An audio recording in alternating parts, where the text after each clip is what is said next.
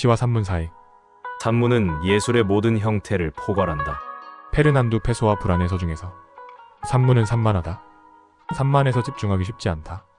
그에 비하면 회화나 음악 그리고 시와 같은 다른 방식의 예술은 시인성이 강하고 심플하고 직관적이다. 그래서 지나친 시간적 경과를 필요로 하지 않는다. 모든 예술은 자유로운 생각에서 시작한다. 모든 자유로운 생각은 머릿속에서 추상적인 형태로 저장될 것이다. 자유롭게 떠돌아다니는 구름은 어느 순간 사라져버린다. 그것을 기억하려면 시간이 지나도 그것을 떠올릴 수 있는 단서, 즉 언어적인 형태로 저장을 해야 한다.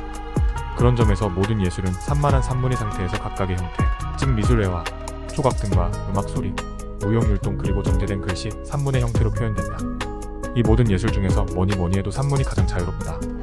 그건 각각의 예술은 그에 걸맞은 형식에 부합하기 위해 자유롭던 생각들이 잘리고 깎이고 다듬어진다. 그래야 해당 예술의 프레임 들어갈 수 있기 때문이다. 회화는 가지고 있는 도구 연필, 붓 등과 가지고 있는 색채 그리고 그것을 표현하는 바탕의 재질 등의 구애를 받고, 음악은 제한된 시간 안에 산문의 모든 생각들을 리듬과 장단 속에 압축적으로 표현해야 한다. 율동은 인간의 육체가 가진 한계를 넘어서 표현할 수 없다. 그리고 시 또한 산문의 자유를 운율이라는 틀 속에 가둬넣어 함축적으로 만들어야 하기에 자유를 낸다. 그런 점에서 산문을 제외한 다른 모든 예술은 각자 그만의 제한된 규칙과 방식 속에서 자신만의 주관적인 프레임을 더 씌우는 과정이다. 나는 시가 음악에서 산문으로 넘어가는 중간적 형태라고 본다. 페르난두 페소와 불안의 서중에서 나는 사실 시를 잘 이해하지 못한다. 특히나 문장이 짧고 너무 간략한 형태를 가지는 시를 읽으면 답답하다. 메롱 어디 한번 맞춰보시지. 이건 마치 작가가 나를 약 올리는 것 같은 느낌을 받는다. 단서도 없이 범인을 잡아야 하는 경찰의 심정이랄까. 시는 온전히 감성의 영역에만 머물러 있다는 생각을 지울 수 없다. 하지만 나는 알기는 안다. 시를 쓰는 작가는 이성의 영역에 머물던 생각을 은유적이고 함축적으로 감성의 문장 속에 숨겨 넣는다는 것을. 시는 어쩌면 암울한 시대에 자신을 마음껏 자유롭게 표현할 수 없던 작가들이 선택한 방식이 아닐까. 이육사, 윤동주, 한영웅 같은 시인들은 그 수많은 생각들을 산문으로 마음껏 드러낼 수 없었기 때문에 그것들을 짧은 운율과 함축적이고 추상적인 글귀 속에 담아낸 것일지도 모른다. 그들이 산문을 쓸 줄 몰라서 쓰지 않는 것이 아니지 않을까. 하지만 이런 생각을 함축적이고 은유적으로 쓴 글은 일반인이 이해하기가 쉽지 않다. 책과 글을 많이 읽고 삶을 어느 정도 살아온 연륜 있는 차들에겐 이런 시가 더 가슴을 울리는 글이 될 수 있지만, 그렇지 않은 세속적인 삶에 찌들어 살아가는 대부분의 사람들에겐 그냥 뜬 구름 잡는 소리로 밖에 들리지 않는다. 그래서 시도 회화와 음악 그리고 무용같이 특정 대상에게만 받아들여지는 예술이 되어버린다. 그 예술에 대한 기본적인 이해가 있어야만 감동을 느낄 수 있다.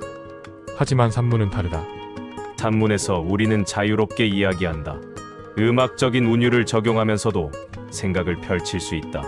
시적 리듬을 글에 도입하면서도 그것의 바깥에서 머물 수 있다. 종종 들어가는 시적 운율은 산문을 방해하지 않는다.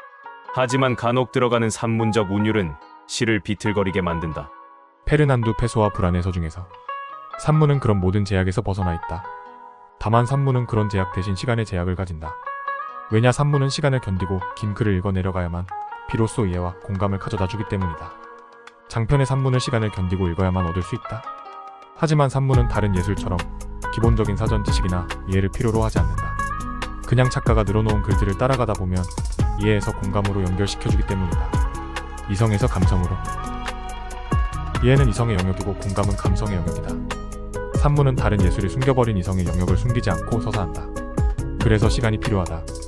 이야기의 인물과 배경과 상황과 시점을 설명하고 사건과 사고를 전개해야 하기 때문이다. 우리는 그것들을 인내심을 가지고 읽어 내려가야만 한다. 이 과정이 바로 이성적으로 상황을 이해하는 과정이다. 그리고 그것을 견뎌낸 자에게 작가는 이제 감성을 불어넣는 작업을 시작한다. 머리로 이해한 것을 마음으로 받아들이도록 도와준다. 이것을 잘하는 작가가 진정한 문학가라고 볼 수 있다. 산문은 이성의 영역에서 감성의 영역으로 연결시켜주는 예술이다. 현대인들이 이성과 감성의 밸런스를 유지하기 힘든 건 아마도 긴 호흡의 산문을 견디지 못함이 아닐까. 논리와 합리와 이성은 현대인들이 머무는 현실의 물질 사회가 돌아가는데 필수적인 것이다. 하지만 현실에 잘 맞춰진 기계의 톱니가 바퀴도 오래도록 잘 돌아가려면 윤활유가 필요하지 않던가. 서로가 부딪히고 갈려지며 고통받고 상처받지 않으려면 배려와 양보와 감성의 윤활유가 필요하다. 기계도 그러할 진데 인간 사회는 어떨까? 사회가 논리와 합리와 이성만으로 돌아간다면 그 사회는 인간이 사는 사회가 아닌 기계들이 움직이는 사회에 가깝다. 차갑고 냉혹하다. 이상적인 문명 세계에서는 산문이 유일한 예술이 될 것이라고 나는 생각한다. 페르난두 페소와 불안의 서중에서 페소와의 글은 산문이지만 시적인 요소들을 많이 품고 있다. 하지만 패소와의 수수께끼는 산문 속에 많은 단서와 실마리들을 던져주고 있다. 그래서 풀어가는 재미가 있다. 이건 경찰이 단서를 하나씩 찾아가며 사건의 전말을 파헤치는 쾌감과도 같다. 그런데 그 전말을 다 파헤치는 순간 놀라게 된다. 왜냐하면 그 사연이 감성을 자극하는 이야기이기 때문이다. 예를 들어 딸이 아버지를 죽인 살인사건을 추적하다 그 전말을 알게 되었는데 어린 모녀가 수십 년간 동물처럼 사육당한 사실들이 드러난 것이다. 그 잔혹하고 안타까운 과거의 흔적들을 눈으로 귀로 확인하는 순간 이성적이고 논리적인 사고로 피의자 범인을 정죄하고 형량을 계산하던 뇌가 혼란에 빠진다. 살인이 용서될 순 없지만 우리는 살인의 결과만을 놓고 판단하는 경우가 많다. 그 과정의 시간을 들여다볼 여유가 없는 것이다. 어떤 살인 도구로 얼마나 많이 찌르고 후려갈겼는가와 같은 자극적인 살인의 현장만 떠올릴 뿐이다. 그 과거의 수년간의 고통과 시련을 이해하고 공감할 시간은 없다. 제 얘기 좀 끝까지 들어봐 주시면 안 되겠습니까? 아니 됐고 그냥 빨리 결론만 얘기해. 시간 없어? 과거 회사에 일을 할 때 자주 듣던 말이었다. 회사는 실적만 본다. 전진과 실적 향상만이 살 길이다. 그것이 기업의 숙명이다. 그래서 기업에서 오랜 시간 일을 하면 실적주의와 결과주의로 바뀔 수밖에 없다. 나 또한 그러했다. 그것이 잘못되었다고 말하는 것이 아니다. 기업이 가진 사명이 그것이기 때문이다. 문제는 우리가 그 사명에 인생의 대부분의 시간을 갈아넣기 때문에 우리의 삶의 밸런스가 무너진다는 것이다. 오랜 시간 고착된 사고의 프레임은 삶의 다른 곳에서도 드러날 수밖에 없다. 아따! 고마 빨리 결론부터 말해보소! 얼마 전 오랜만에 다시 만난 지인이 말했다. 아주 오랜만에 만났다. 그는 마치 그와 나의 오랜 공백의 시간을 마치 A4지 한 장의 짧은 결과 보고서로 설명해 달라는 것 같았다. 오랜 친구를 만났는데 또다시 그 옛날 회사의 부장님 앞에 서서 보고하는 기분이었다. 예전에는 그 친구와 퇴근 후 함께 소맥을 마시며 밤이 깊어가도록 시간 가는 줄 모르고 얘기를 나누던 친구였다. 그때 우리는 서로 같은 관심사 속에 공감의 폭풍 대화를 이어가던 사이였다. 하지만 그 공감은 너무도 좁고 얕은 프레임에 갇혀있던 공감이었다. 마치 우물 안에 함께 갇혀있는 개구리 두 마리라고나 할까. 이제 시간이 많이 흘렀다. 나는 우물 밖으로 나와버렸고 그는 그 우물의 더 깊은 곳으로 들어가 버렸다. 이제 서로는 공감할 수 없게 되어버렸다. 그는 더 깊은 우물 속에서 석유를 발견한 모양이었다. 그가 타고 멀어져가는 번쩍이는 최고급 세단이 그것을 내게 알려주고 있었다. 나는 예술 장르 중에서 시보다는 산문을 더 즐겨 쓴다. 페르난두 페소아 불안의 서중에서 나도 그러하다. 페소아도 그러했고 나 또한 시를 쓸 줄 모른다. 나는 이성의 사육 과정 없이 감성을 표현할 수 없기 때문이다. 나의 과거 글들에서도 여러 번 얘기했지만 나는 항상 이성과 감성 사이를 오고 간다. 그 시작은 이성이고 마지막은 감성이다. 아마 페소아도 그러하지 않았을까. 그래서 시간이 걸린다. 소설을 쓰는 작가들을 얼마나 나는 부러워하는가. 그들은 쓰기 시작한다. 계속해서 쓴다. 그리고 완성한다. 페르난두 페소아 불안의 서중에서 페소아는 장편의 소설을 쓰는 작가들을 부러워했다. 그가 썼던 글 중에는 드라마 초고부터 쓰다만 소설들이 많다. 하지만 한 편의 장편도 완성시키지 못했다. 대부분 그의 장편은 미완성으로 끝이 났다.